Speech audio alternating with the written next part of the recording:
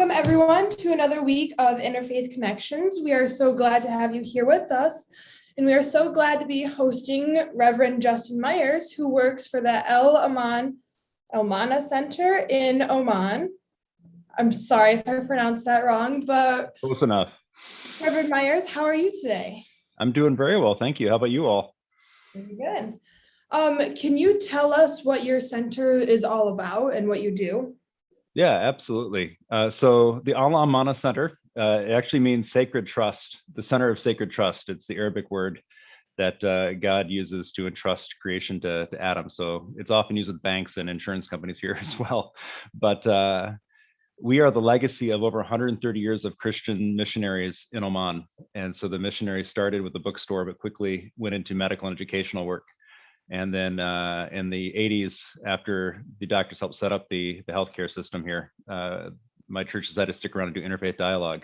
And so we've been hosting various programs and initiatives and spaces for people of different religions to come and to learn about each other as they are, not as we perceive them to be, and having that chance to get to really know another human being, who they are, their faith, their culture. And oftentimes then that leads to them dreaming of new ways to build peace back in their communities. You know, Oman itself is one of the most peaceful countries you'll ever see. And so a lot of it is working with Oman to show the world that Muslims and Christians can work together, that a Muslim country can host Christians peacefully for generations. And even in Oman, there's a sizable Hindu population as well. They have temples here with the statues, what people consider idols in the Hindu temples. And there's, in my time here, which is 8+ years, has never been a problem with any of it. And so for me, Oman becomes our playground. Oman becomes our example of what can be when people of different faiths live together. And even in Oman, they have 3 different sects of Islam predominant. They have Sunni and Shia, but Oman is the only Ibadi majority country. Ibadi is a 3rd sect of Islam that not many people know about, but most of the Muslims here are Ibadi. But you actually don't ask about that because they'll say it's all one Islam. And so they actually don't buy into the tension that exists between Sunni and Shia. And there's not any tension. People are Sunni, they're Shia, they're Ibadi, they intermarry, they live peacefully, they live side by side, and we get to help show the world that. That's excellent. So how did you get started with the center? How did you find this place? Yeah. So before coming to Oman, I was a pastor in New York City, and I did a lot with interfaith homeless drop-in shelters. And so I was involved in the interfaith scene in New York City. I also have Muslims in my family. My dad's sister married a Muslim immigrant from Lebanon, and my cousins were all raised Muslim. And so they were 2 hours away from us. They were probably the closest geographic relatives. And so we spent a lot of time with them. And so I grew up interacting with Muslims my entire life. And so someone in my church knew that I had this experience in my family, and they knew that I had this work and this passion for interfaith work. And they asked me if I had to apply for a job out here at our denomination's historic mission. And so I thought my wife would never go for it. I proposed the idea to her. She said, give me a chance to pray about it. She came back half an hour later and said, all right, let's go. And we've been here for, this is our 9th year now. And so it was just out of that passion, pastorally, out of the passion for helping people see that my cousin Mohammed wasn't somebody to be feared because of his name, or my uncle Nassif. And to help, just to help other people know that there are other options than what you see on the news, and that the majority of Muslims aren't what you see on even CNN. How does your center work to make like that peaceful dialogue and to get rid of the stereotyping? Yeah, and so we create what we try to call safe space, places where people feel comfortable to engage. I think one of the beauties is working in Oman, a Muslim majority country. Muslims feel comfortable coming because they're coming to a Muslim country. Christians feel comfortable coming because they know they're coming to a Christian-led center. And so I think that's part of the uniqueness. We're one of the only Christian organizations working so closely with a Muslim majority country and government to do what we do. And so I'm often meeting with the religious affairs officials here, and call them my friends and my colleagues, and they call me part of them. They said, you're one of us.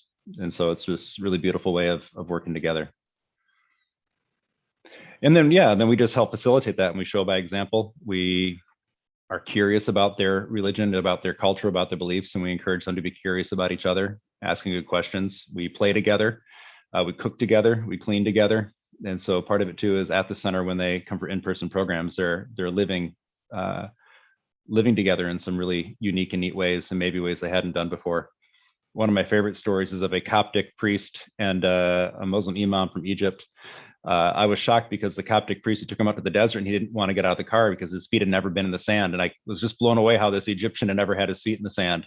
But it was then we had a Muslim lawyer from Egypt too, and it was the Muslim lawyer who got him out of the car and got him tea and got him situated in the sand. And so it's just one of these things where we create these ways of Muslims and Christians in particular, but other faiths as well. We have worked with Hindus and Sikhs and Jewish people as well, giving them that freedom and that space and the permission just to be human together. That's really good. And what are some things that you think we as students and faculty can do to encourage dialogue in a environment such as a college? Yeah. One of the things I think that so often we listen to respond, and I see this in students. They want to debate. They want to get their side out. They want to, I see it in my college students, but I see it in our 56-year-old participants too. They're listening to debate. They're listening to counterpoint. But I think the biggest thing is to just train yourself to listen, to understand first, and taking that time and being able then after listening to, repeat back, or at least help the other people understand that you heard them, if not necessarily agree with them. It's not about agreement, but if I can say to you, okay, I get it. Islam, you're saying, means this. I can disagree with that, but at least you know that I understand who you are. And so be curious and listen for understanding. Don't listen to respond necessarily. The other thing I would say, especially in other places, is don't make people a project. One of my best friends here is a Kashmiri Muslim guy, and so many of his friends only visit him when they have relatives come and they need a discount carpet or they want to do something else. But there was a change in our relationship. I'd visit him for tea. I wouldn't need to buy anything. We'd have a cup of tea. And one day I felt that he was down, and I said, "How are you?" He goes, "No, everything's good. I'm great." And I said, "No, really, how are you? You're not the same. What's going on?" He goes, "Now I know you're a brother of my heart because you are here for me and not for the tea or the carpets." And so to that curiosity and just, being bold enough to connect in a way that's not academic, in a way that's not, you just show them you have no other ulterior motive than to get to know them. And I think this is one of the things that for me I've learned is that, proselytization and trying to convert somebody actually backfires. And he has a story of friends that he had here when he first came to Oman who befriended him for 2 years. They did everything. And the week before they left, they said to him, "You're such a good guy. We think you should convert to Christianity." And then he was just distraught because he's like, "Is that the only reason you're my friend for the last 2 years, was to ask this question?" And he confessed to me it took him a long time to trust me because he was afraid that I was going to be the same way. And so I think that's the other part of it is, if you have interfaith dialogue, it should be with no other motive, where your primary motive needs to be just to learn about the other and to build a relationship with them as they are, not as we might hope they would be someday. How has that changed your perspective of interfaith over the years? Like after coming to Oman, like how has that changed with the relationships that you've built? Yeah. I mean, I think one of the things that I've seen over here is the damage that colonialism has done and even colonial Christianity has done.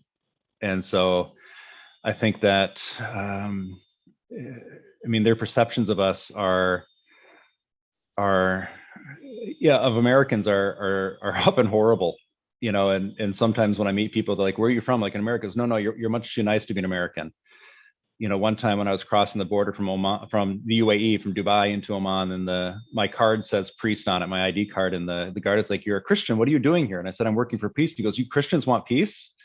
And so I think what's changed for me is actually seeing how they perceive us on the other side of the world, and knowing that the name Christian is often something that they fear, because they have many of them have this really bad experience with Christians in the past. And so I think for me, understanding from their side, what it feels to be seen as an object, to be seen as something to be changed or converted. It was one of our first students that was here when I was here. He said, "When I came to Oman, I saw Muslims as objects for my mission.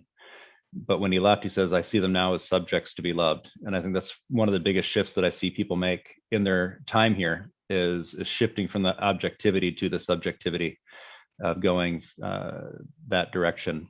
And then seeing too, the response then that I get from the people here of when they actually see an American, a Christian who's there to love them as they are, it really changes their views of Christians.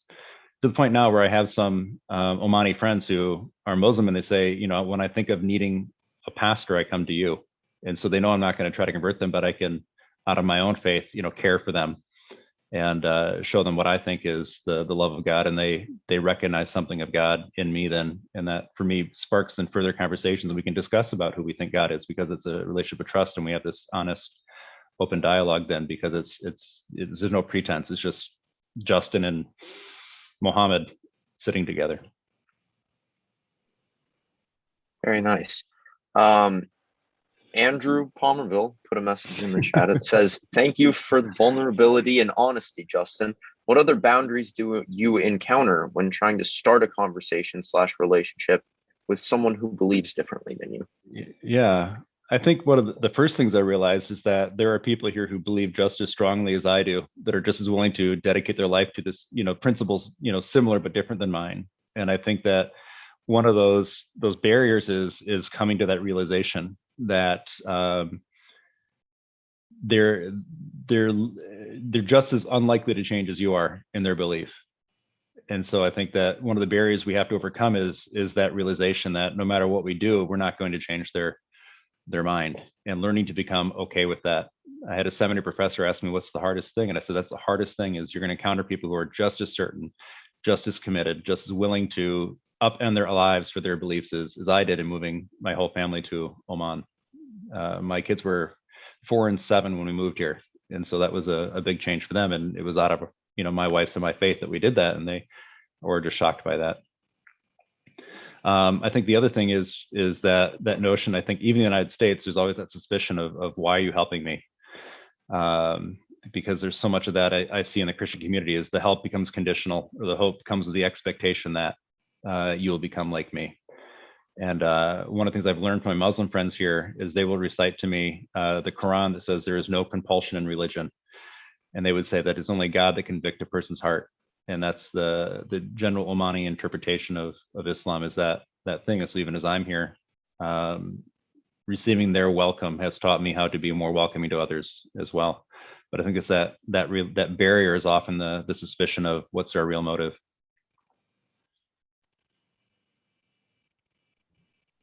Over the past couple of years for Interfaith, we've been talking about religious injustice and injustice in the world in general. How do you combat that injustice? Yeah, I think by naming it, number one, and being bold enough to name where you see it. I know that a lot of people are linking peace and justice as well too, and that, you know, I would say that you can't have peace without justice. There's a thinker in peace studies called Johann Galtung. He actually says there's two kinds of peace: positive peace and negative peace. And he would say that negative peace is the absence of violence, which in itself is not bad, but if it's covering up the structural injustices, it does more harm than good, because we get a place that's in conflict, religious conflict or whatever, and we stop the violence and we think it's better, but it's not. That injustice remains. And so I think a lot of it is what are the things that continue to keep people oppressed? What are the things that keep people from being able to live and worship and work and raise their kids in security without fear of it being stolen from them? And so, I mean, that's one aspect of justice. The other aspect is doing what needs to be adjusted in the culture, society, to make it fair. You know, for me, judgment isn't a who's right and who's wrong, but what needs to change in the community for the entire community to benefit from living together.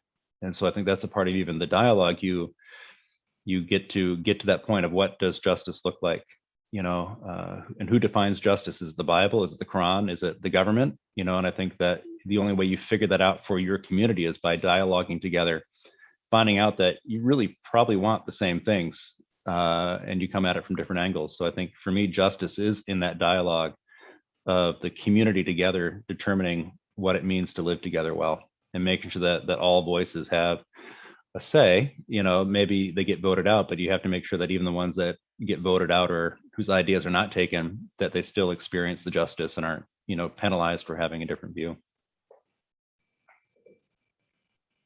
Fantastic. What is one piece of advice you'd give to someone in their early 20s who's looking for a way to help others? Yeah.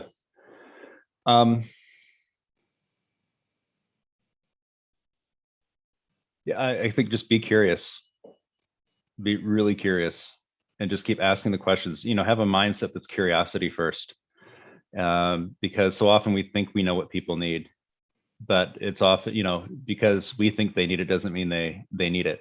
You have to be curious and actually find out what they need. So if you want to help somebody, you first have to listen to them. You can't assume that, what they need is $20, or what they need is, a meal and a roof. You can't just assume because that's what we think we need is what they need as well. And so I think that first thing to help is to be curious and ask questions and not assume. So we have another question in the chat from Andrew that says, Yeah. How is the center partnered with colleges and universities, and what opportunities are there for Alma College students and faculty? Yeah. So in the past, we've had a study abroad with a Christian college from my denomination, and we suspended it since COVID, but we're looking to restart it or develop new study abroad programs. We've done January terms and May terms for colleges, universities, and seminaries and graduate schools as well. We've organized online exchanges, especially during the COVID time, between people in our region, stemming from Oman to Palestine to other places in the Middle East, to interact online together to learn about each other over the internet. We have done guest lectures. We've done things like this, short Q&A sessions. When I'm in town, sometimes during the year, I'll come and I'll do a lecture in a class on sociology or religion or peace studies as well. And I have colleagues that travel sometimes too as well. We actually offer our space for research sometimes. We had a professor from Concordia College in New York, and he's come twice now during sabbaticals to be here in Alamana Center for a couple of weeks in just a quiet place to study when we didn't have any groups. And then he brought some college kids on a spring break trip a year later, wanted to expose his students to what we do as well. So if you can dream it, if you can think it, we're pretty much open. We're a small, nimble organization. We're not set in any one way. And I think that's part of what's helped us survive COVID is, we're not just able to do one thing. We're able to do a multitude of things and adapt and work with whoever wants to work with us to find something useful for their institution, organization, or community. Very nice. Justin, shukran jazilan. Thank you so much for being here. Yeah, we really appreciate it. Next week, we'll be having Leonard Meischlich from a synagogue in Bay City. And for everybody watching at home on Sunday, we're going to be having tie-dye in Jeff Abernathy's backyard. So very fun. Justin, thank you once again. We appreciate you being here. My pleasure.